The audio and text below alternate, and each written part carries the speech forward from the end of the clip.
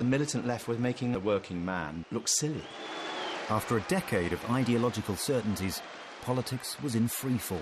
Outdated, misplaced, irrelevant to the real needs, and you end in the grotesque chaos of a Labour council hiring taxis to scuttle round the city, handing out redundancy notices to its own workers. Of course, there's the 92 election about to happen. And presumably, I never asked Neil Kinnock this, but presumably he thought that GBH did him a lot of favours, and certainly the Labour Party a lot of favours, because it showed really what they did believe in. And now, it is time for the next Prime Minister, Neil Kinnock! Neil Kinnock had been fighting a brutal civil war to make Labour electable again. But that night in 1992, he was in for a devastating surprise. It was the stuff of drama. It was the stuff of comedy. All right, mate. Terrific show. Hope you win. Splendid.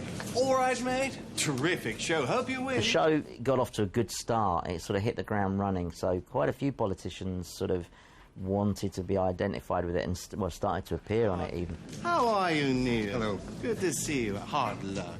I voted for you, mate. Hey, we must have lunch sometime. Yeah, sure. Yeah. I'll have smallpox. Meanwhile, Channel 4 was building a smart, bespoke new headquarters. Grade had persuaded the government to let the channel become independent of ITV. But raising its own advertising revenue meant taking audience numbers more seriously. Could they bring more people to the channel while still taking the risks on which its reputation was built? It was a question that would be asked again and again. Born free as the wind blows. Channel 4 has many roles. One is to innovate, one is to experiment. I think almost by law we're obliged to push the boundaries of creativity and of freedom of expression. So they came up with a season of programmes designed to do precisely that. Sprayed on a grave to which another hand has added in a reddish colour, cunts. And I was also charged with membership of the Irish Republican Army, which I got 14 years. Oh, wet bench, you bastard! I'm the daddy now. Next time I'll fucking kill you! We did the banned season. It was about censorship and enabled us to stimulate a lot of debate about where boundaries lay in political censorship, in matters of taste and decency. Are you the Judean People's Front? Fuck off. What? Judean People's Front? Well, the People's Front of Judea. The Life of Brian, I think, had been banned for at least 5 years, and we managed to get it unbanned because it was in the context of a censorship season. We managed to persuade the regulator for the first time to let us show that on British television. Now, you listen here. He's not the Messiah. He's a very naughty boy. Now. It was simply viewed as blasphemous, which, of course, misses the point of the film. But it's hard to imagine now that a film that's so a part of mainstream culture upset so many people, but it did. It's an outrage, and we ought to terminate the National Endowment for the Arts because there will be no end to this argument and controversy over what is art and what isn't. The public outcry over the Monty Python film was nothing compared to the row caused by the screening of a documentary called Damned in the USA.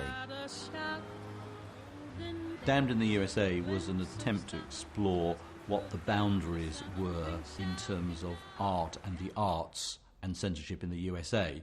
And we followed the work of 3 controversial American artists and looked at the decisions that had been made to prevent them showing their work and why. The film included some very extreme images and material. So, for example, the artist Serrano's Piss Christ, some graphic Robert Mapplethorpe images.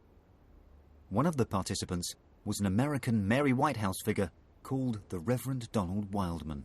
Really, we're not talking about sex violence on television. Really, what we're talking about is a struggle for the very heart and soul of civilization. Wildman sued Channel 4, claiming the film had been screened in the States without his permission. That's when the trouble began. A controversial film on censorship had a unique showing tonight at Webster University. It was the film's first viewing in America since its New York debut in September. As News Channel 5's Julie Beard reports from the newsroom, after that first showing, the film was slapped with a $2 million lawsuit. Julie? Wildman sued Yule, reportedly over the way the film was edited. The filmmaker says the lawsuit is a form of censorship itself. We're talking about these sleazeballs. A key figure in the film was the reactionary Republican Senator Jesse Helms, then a leader of the American Christian right. Of having produced something that they call art. We went to see the judge just before the case began to introduce ourselves, and he wanted to meet us. And there behind him was a big picture of him arm in arm with the very same Jesse Helms, and we thought, help. The reason that this was a matter of concern to us and our legal team is that in the film itself, Senator Jesse Helms is portrayed as a talking cock. Just make good art, okay? Not bad, nasty art. And then everything will be okay, all right? Remember, I know what's right, and I know pornography when I see it. And so this was not, we felt that this was not going to go down at all well with the judge. But though the odds looked stacked against them, Channel 4 won the case.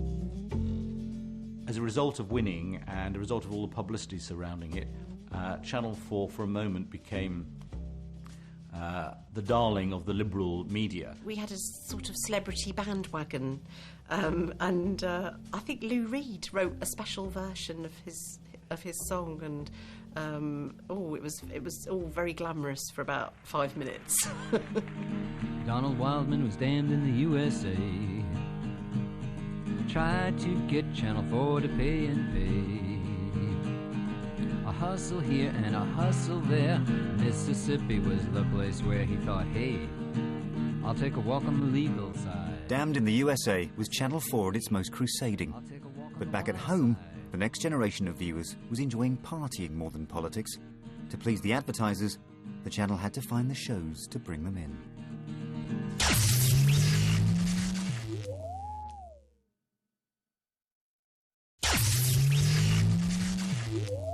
Just what is it that you want to do? Well, we want to be free. We want to be free to do what we want to do. And we want to get loaded. And we want to have a good time. And that's what we're going to do. Britain under John Major was distinctly grey compared with life under Thatcher. So out went politics, and in came the Word. What the Word really tapped into was a feeling of young people being quite disenfranchised by the political process, rather as they do now.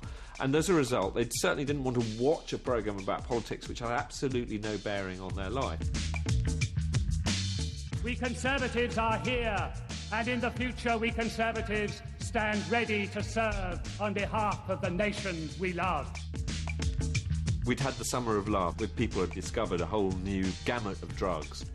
And I think the Word caught this sort of moment of time when people basically wanted a sort of very informal structure to what they saw on TV in a way that reflected their life. They could go out, come back home, crash out in front of the TV, probably smoke a spliff watching the Word.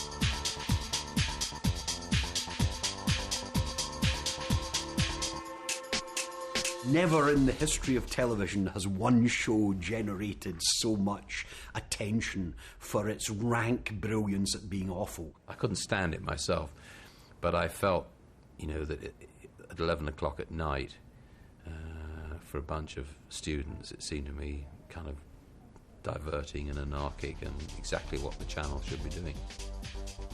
We weren't making those programmes for, some balding, owlish bloke in his mid to late 20s to sort of, write about. We were making it for 14-year-olds and 15-year-olds, and they loved it, and they loved it for all the reasons everybody else hated it. With the Tube and Saturday Live before it, Britain's youth had stuck two fingers up at the establishment. The Word just ignored it altogether. This was their new world order. The Word would invite celebrities on and not necessarily give them the respect that they were used to on other programmes. And you've got your new film out, Secrets, which is, well passionate.